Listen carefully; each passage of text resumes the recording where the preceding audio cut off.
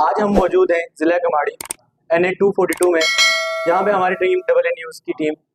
موجود ہے، اور آج ہم موجود ہیں ایک نامزد امیدوار، جماعت اسلامی کے نامزد امیدوار فضل احد صاحب کے ساتھ، اور آج کچھ ان سے سوالات کریں گے کہ آنے والے عام انتخابات میں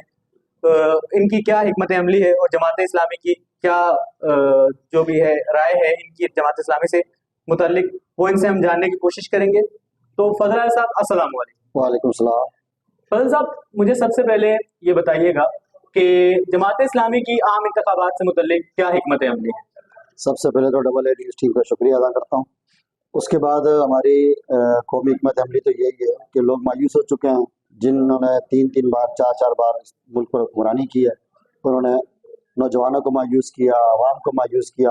ہم اس مایوس عوام کو مایوسی سے نکالنا چاہتے ہیں، تو پہلی حکمت عملی یہی ہے کہ جماعت اسلامی امید کا مرکز بن چکی ہے۔ ملکی سطح پر اس کی قیادت سراج الحق صاحب، اور خاص طور پر شہر کراچی میں حافظ نعیم الرحمان صاحب اور اس کی ٹیم۔ تو ہماری کوشش یہی ہے کہ ہم قوم کا مراد بلند کریں، اور جو مایوس ووٹر ہے اس کو جماعت اسلامی کی طرف کنورٹ کریں۔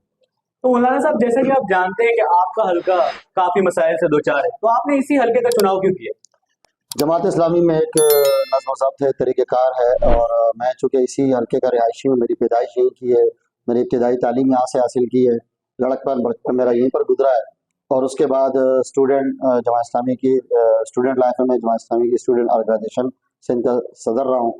تو طلبہ سیاست میں حصہ لیا ہے، اور اس کے بعد سے عملی طور پر جماعت اسلامی کے سیاسی اس کا حصہ رہا ہوں اسی بلدیہ ٹاؤن میں۔ یہاں کی میری مختلف ذمہ داریاں رہی ہیں، یہاں کے مسائل کو بھی سمجھتا ہوں، اور میں سمجھتا ہوں اسی لیے مجھے جماعت اسلامی نے NA 242 پر نامزد کیا ہے۔ یہ مسائلستان، پانی نہیں ہے، بجلی نہیں ہے، گیس نہیں ہے، پارکس نہیں ہے، میڈیکل کی کوئی سہولت ہمارے پاس موجود نہیں ہے، ہاسپٹل ہے 2 منہ چڑھا رہے ہیں صوبائی حکومت کو، قومی حکومت کو۔ 2008 سے داؤد بخشانی اسپتال ہے، یہاں پر روبی موڑ پہ ہاسپٹل ہے، اس لیے پورا انفراسٹرکچر تباہ ہے، گٹر ابل رہے ہیں، اور ہمارے جو تعلیمی ادارے ہیں KMC کے تحت ہو، اور سندھ حکومت کے تحت ہو، منشیات کے اڈے بن چکے ہیں، بلڈنگ تباہ ہے، ٹیچر موجود نہیں ہے۔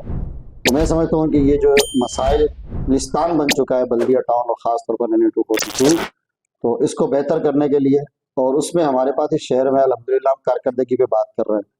5-6 مہینے کی کارکردگی ہمارے ٹاؤن ناظرین کی،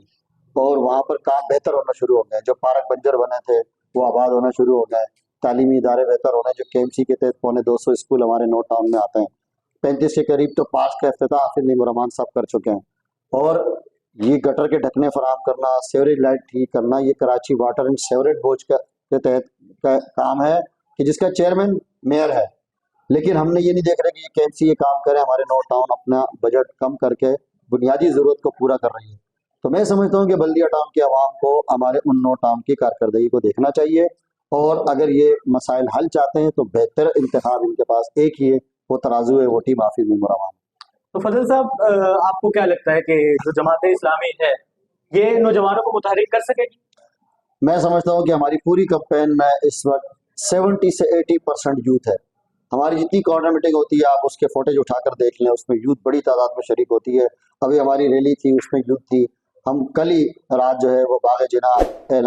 جلسہ اعلان کراچی میں شرکت کے لیے گئے، اور بڑی تعداد میں ہمارے ساتھ یوتھ تھی، وہاں پر بھی یوتھ تھی۔ میں سمجھ رہا ہوں کہ اس وقت یوتھ کا جو ذہن ہے وہ تبدیل ہو رہا ہے، وہ جماعت اسلامی کی طرف آ رہا ہے، اس لیے کہ وہ بھی مایوس ہے،